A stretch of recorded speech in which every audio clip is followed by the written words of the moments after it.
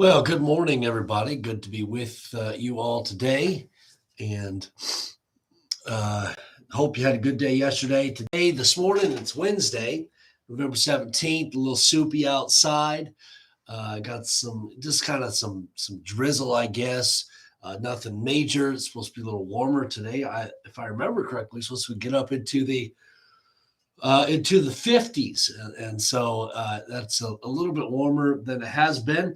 And so if you like the warmer weather here in November, that's all for you. And just a little wet out there, though, with just that little bit of drizzle. As I've already said, trust you had a great day yesterday. Look forward to our time together here in Proverbs chapter number 5. If you'd like to join me there, Proverbs chapter number 5, and look forward to looking into God's word even this morning. Want to give you a reminder, don't forget church services tonight at 6 o'clock. Hopefully you can be here for that. And we'll have classes for all ages, young people all the way up through adults. And so hopefully you can be here for that. All right, here we go. Proverbs chapter number 5. We may get all the way through this chapter here. Let's take a look at it. Proverbs chapter number 5. All right, here we go. Drink waters out of thine own cistern, and running waters out of thine own well. Let thy fountains be dispersed abroad, and rivers of waters in the streets. Let them be only thine own, and not strangers with thee. Let thy fountain be blessed, and rejoice at the wife of thy youth. Let her be as the loving hide, and the pleasant roe. Let her breast satisfy thee at all times, and be thou ravished always with her love. And why wilt thou, my son, be ravished with a strange woman, and embrace the bosom of a stranger? For the ways of man are before the eyes of the Lord, and he pondereth all his goings. His own iniquities shall take the wicked himself, and he shall be holden with the cords of his sins. He shall die without instruction, and in the greatness of his folly he shall go astray. And as we finish out this proverb here, remember Proverbs 5 began with really a warning from a dad to his children, to his son, saying, hey, avoid immorality, avoid the strange woman, and avoid all that she has to say. I mean, it looks too good to be true. Don't believe the lie. Heed my instruction. Listen to me. And then we get here towards the latter part of Proverbs chapter 5, and we see here the importance of remaining faithful in marriage. He says in verse number 18, let thy fountains be blessed, and rejoice with the wife of thy youth, and to remain faithful in marriage, and let your wife satisfy thee, not that of a strange woman, as we know that the strange woman, her ways lead to death and lead to destruction. And you look at verse number 22 as we consider this. His own iniquities shall take the wicked himself, and he shall be holden with the cords of his sin. He shall die without instruction. And so heed the warnings of the strange woman, and be satisfied with the relationship that you have with your wife. Now, let me share just a few thoughts here, and this is going to get maybe a little personal. And I just want to get you to think about your relationships, those of you who are married, your relationships with members of the opposite gender. And then also I want you to think about those of you who may not be married. I want you to also consider the importance of you remaining and saving yourself for your husband, for your wife. And so let's look at this for just a moment. First of all, men, husbands, how easy it is for our eyes to wander. How easy it is for us to get distracted and to see and to look at and to be consumed with those other than our wife, as the world would put forth the physical part of a relationship and would promote that. There's so much more to a relationship with your wife than just the physical. However, in this passage, it is in reference to the physical part of the relationship. Looking at verse number 19 once again, let her be as the loving hind, and pleasant roe. Let her breast satisfy thee at all times. Be thou ravished always with her love. Speaking of that physical relationship, he says, and then he questions, and why wilt thou, my son, be ravished with a strange woman, embrace the woman of a stranger? There's so much more to a relationship than that of just the physical aspect of the relationships. And so, men, guard your eyes, guard your mind, guard your thoughts, and let your wife be the only woman in your life. And you men, as husbands, we are to be one woman men. And then those of you who are not married, you need to be saving your eyes, your mind, your thoughts for the wife that God has for you. And so you need to guard yourself as well. Now, let's focus on the other side of this as well. Ladies, in a marriage relationship, ladies, you've got an important job.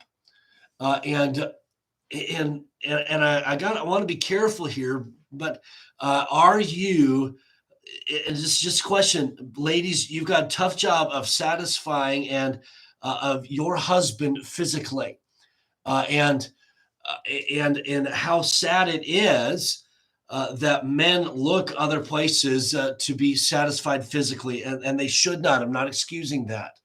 Ladies, let's not give our husbands a reason to. Okay, and so, ladies, you've got a tremendous job of satisfying your husband. Now, as I've already said, men, the husband-wife relationship, there is so much more to it than just the physical.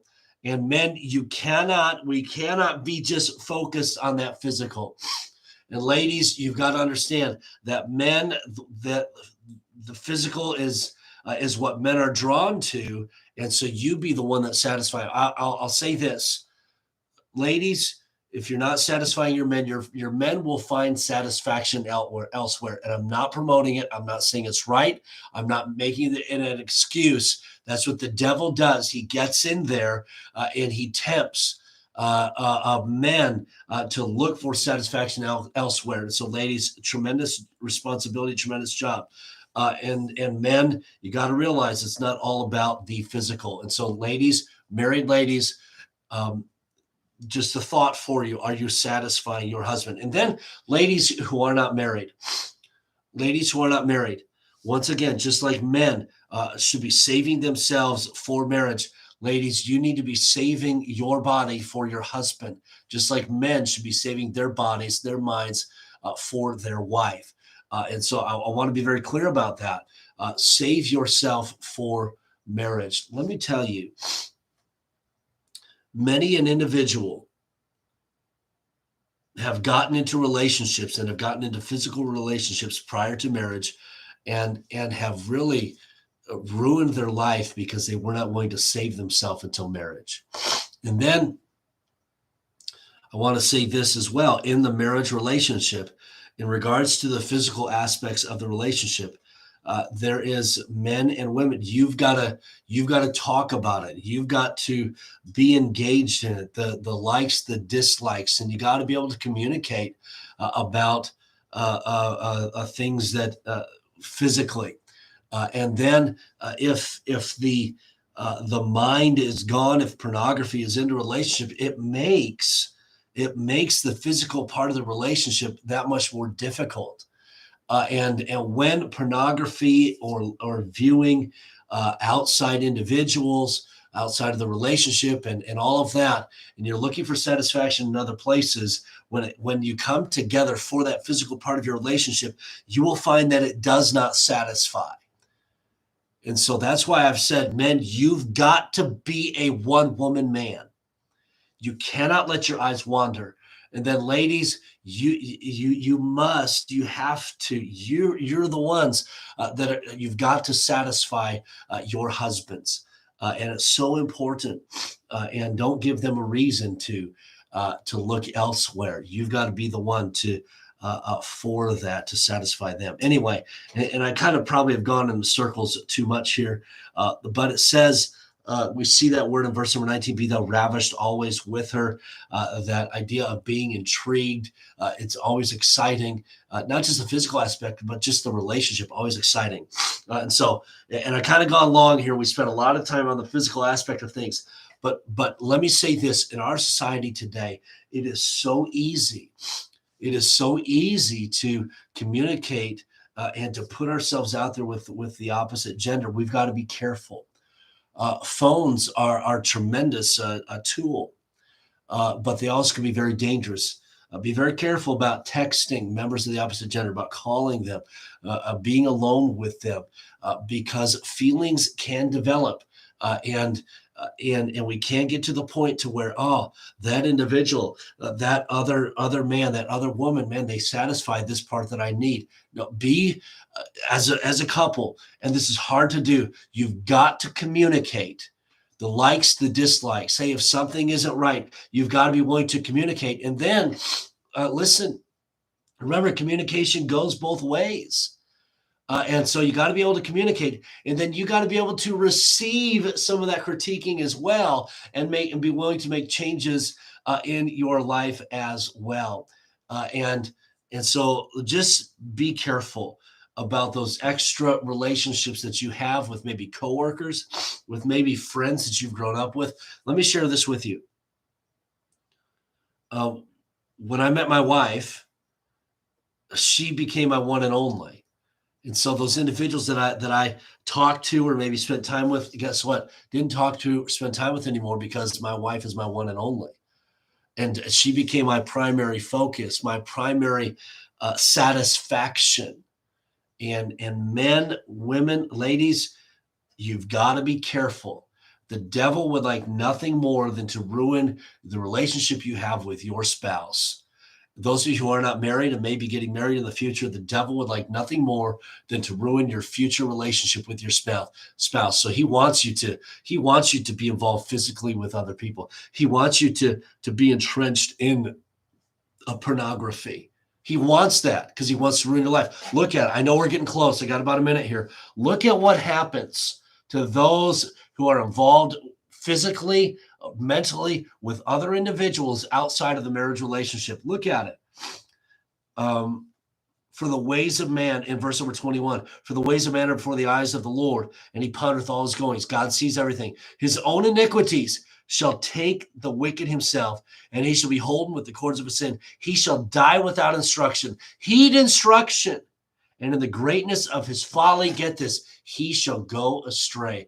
Hey, a one-way ticket to ruining the relationship with your spouse is being involved with members of the opposite gender in inappropriate ways.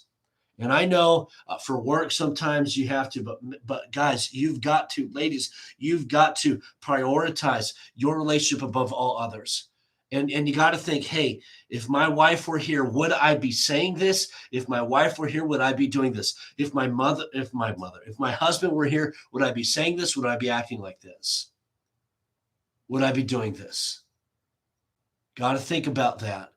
Guard that marriage relationship. Listen, the marriage relationship is a picture of our relationship with Jesus Christ, his relationship with the church. Guard it, protect it. It's not worth it. Let your wife satisfy you. Wives, satisfy your husbands. Husbands, satisfy your wife. It goes both ways. You can't be dabbling over here and over there and over there and expect your marriage relationship to be happy and to satisfy when you're dabbling in all these other relationships. Be careful. Guard those relationships. All right. We're at 14 minutes. I only have a few minutes left. And so we've kind of gone a little bit longer today, but thank you so much for being on and value that marriage relationship. Value your spouse. So important. All right, here we go. A couple shout outs. I'll let you go. Ingrid, good morning to you. Cliff and Karen, good morning to you. Thank you for being on. Brian and Cindy, have a wonderful day. Jody, good morning. Have a wonderful day out there in Montana. Gene, good morning to you. Have a wonderful day. And Lean Angie, good morning to you, and have a wonderful day. And what a message for us to heed. So let's be mindful of that. All right. Lord willing, we'll see you all tonight at church. Don't forget the Rock Ministry tonight. This is we have one kind of final night before Thanksgiving, so let's make it a great one. Get on the phone, invite people to join you, and be sure and be in church. It is going to be truly exciting, and hopefully we'll see you tonight at the Rock. And then adults will have also our time in the auditorium for our special class as well. All right, Lord willing, we'll see you all this evening. And then tomorrow morning, Lord willing, we'll see you for our next Power Up time. Have just a wonderful, wonderful day.